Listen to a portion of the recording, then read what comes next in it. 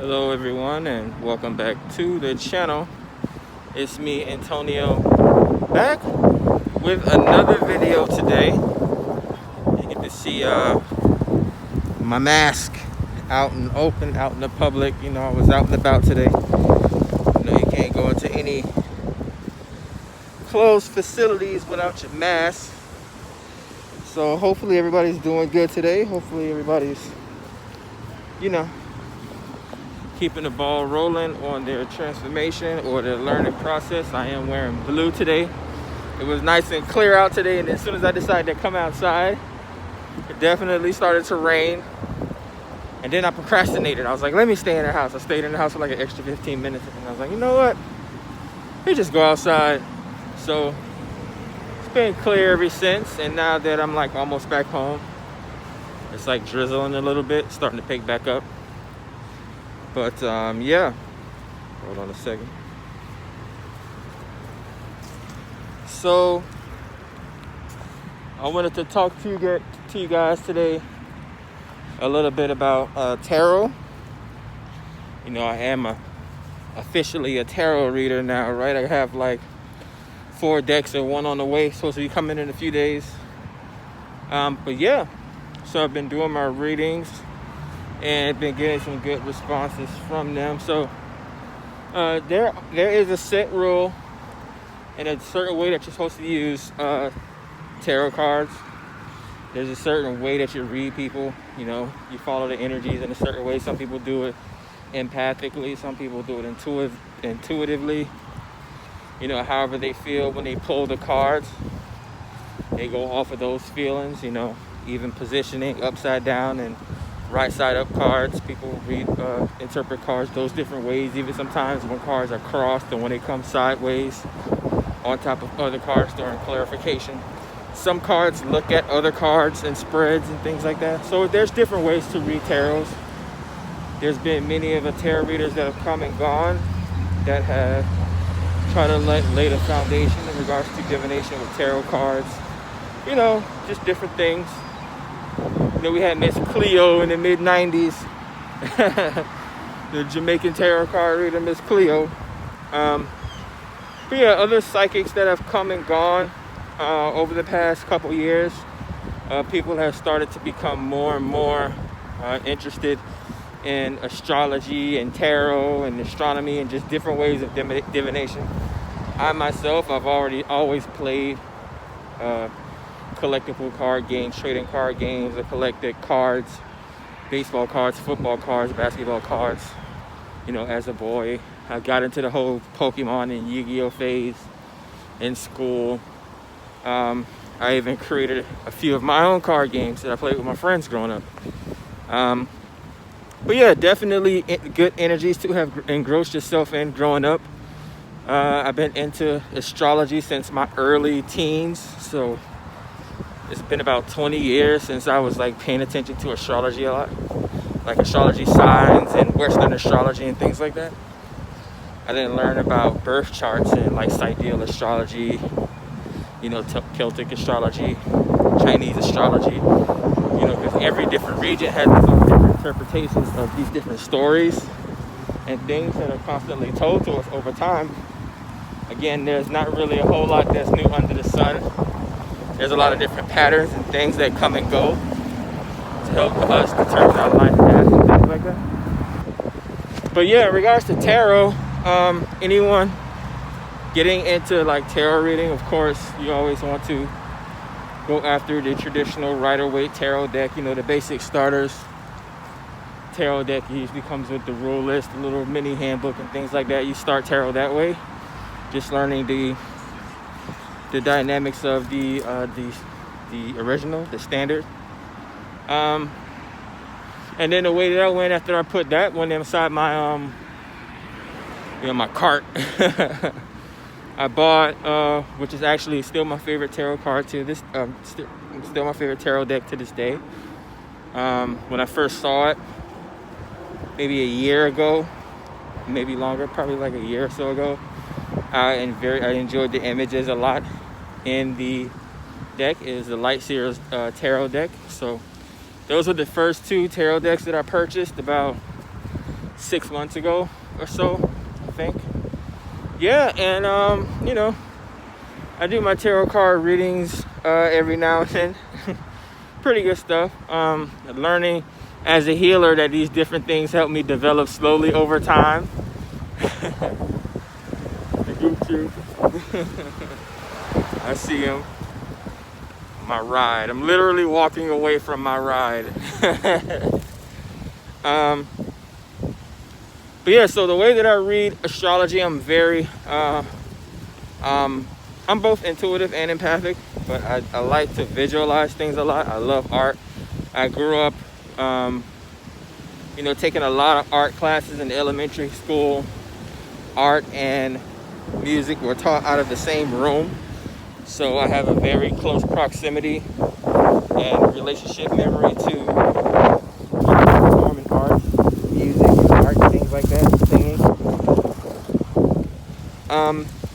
But yeah, and then middle school art was art in middle school, if you can get a hold of that. And then of course high school, of course I took a lot of art classes. My teachers, they used to use my art to like give explanations to the class, like literally using my work that they just gave me an A+ on to teach their other classes. I was like, of course, very flattered. I wrote a few short stories for English class with some illustrations, things like this. So I'm very good with art. I got into the whole anime craze. The Japanese, for some strange reason, have a better grasp, or it's maybe it's just a foreign nature. People just like things that they're not used to, including art. But it was very detailed, very stylized. I enjoyed the animation. Then of course computer animation got big, and kind of like my mid-teens, and I was like so into graphic design and computer technology and all that type of stuff. So arts and visualizations has always been a big thing for me. So when I purchase tarot decks, I always go off of the visualization, the uniqueness of the tarot deck. There's different decks. There's the 72, 78 tarot card decks. There's the 40 to 50 card oracle decks. There's different decks. But yeah, so, not a whole lot of words, whole lot of colors, whole lot of images. I may try to create my own tarot deck one day. But until we get to that point, yeah. So the way that I read tarot, of course, you have all the minor arcana. I call these like, little minor aspects, day-to-day energies and things like that you come across, little minor karmic moments, things like that. And then of course you have the court cards. I look at the court cards in a reading as the number of personalities, usually. Not always, but court cards usually pertain to a strong personality or a strong suit or a strong energy in the read. So, if you happen to pull multiple court cards in a reading, that could mean a lot of people are involved. Or, this could just be the overall energy that you're dealing with. So, yeah, very interesting and powerful ways that I learned to read tarot. I'm still expanding and trying new things. And then of course, we have the major arcana card. These are considered major karmic cycles and major karmic lessons, or major aspects in the tarot. Some of the major arcana are they're like certain astrology signs are ruled by certain major arcana, like the Chariot. It's like in major arcana, that is Cancer energy, and strength may be like Leo. Just those different kinds of signs and different images.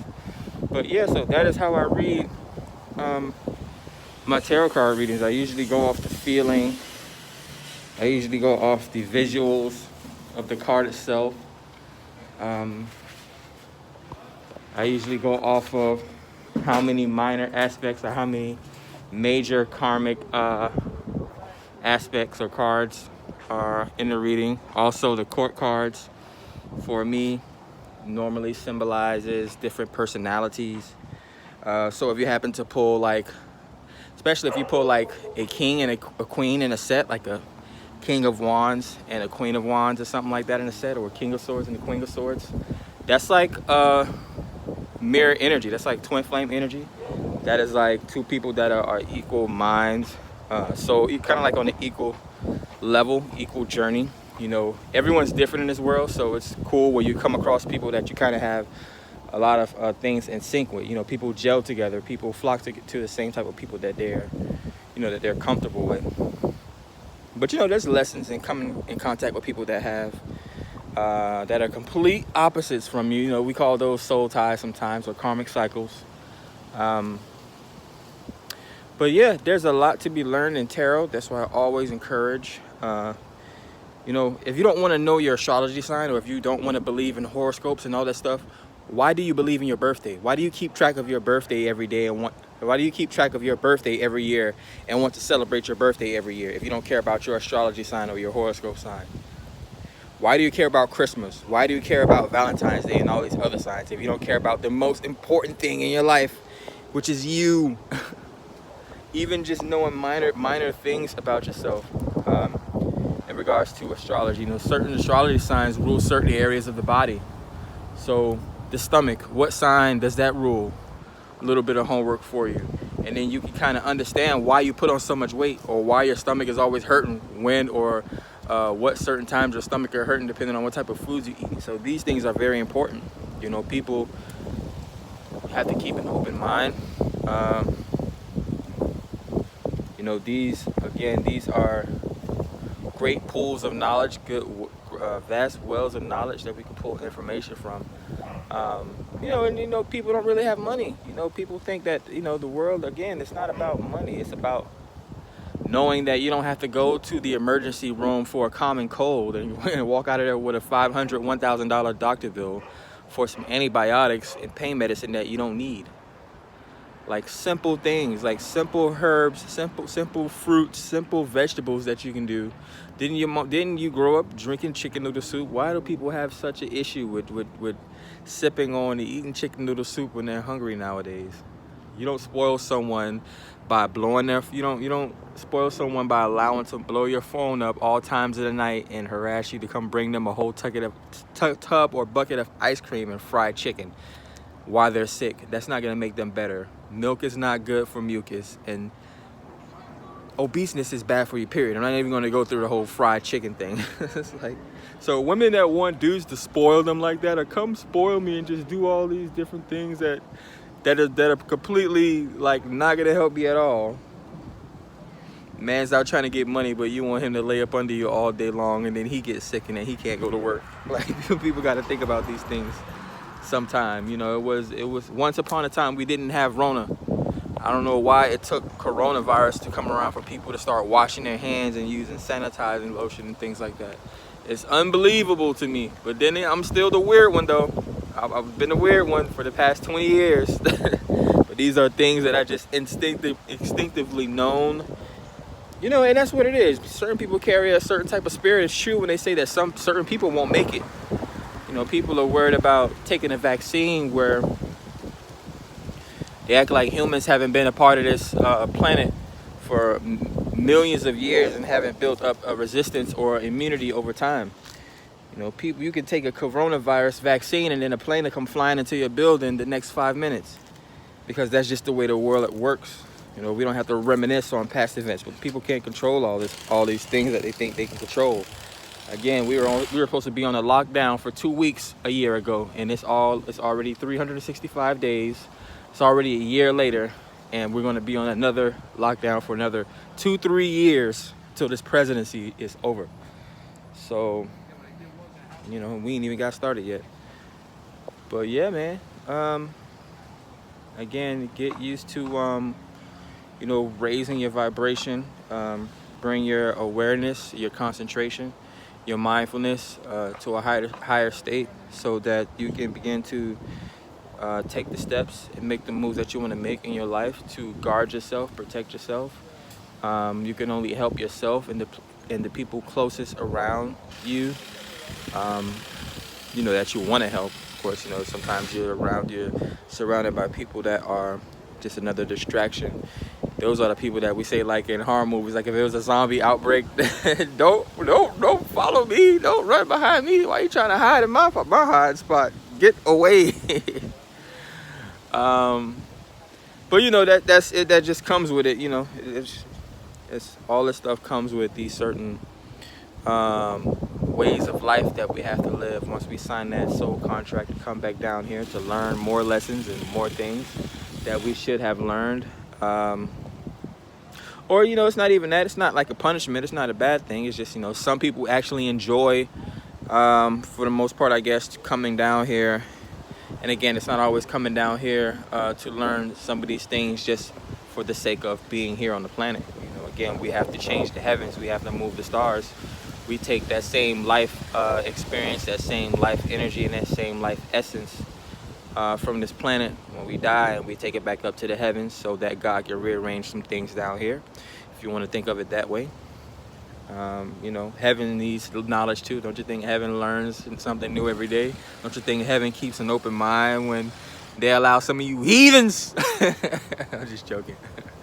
Everybody be safe, man. Hopefully you enjoyed my rant. I haven't put one out in a while. Just centering myself. You guys like my hair?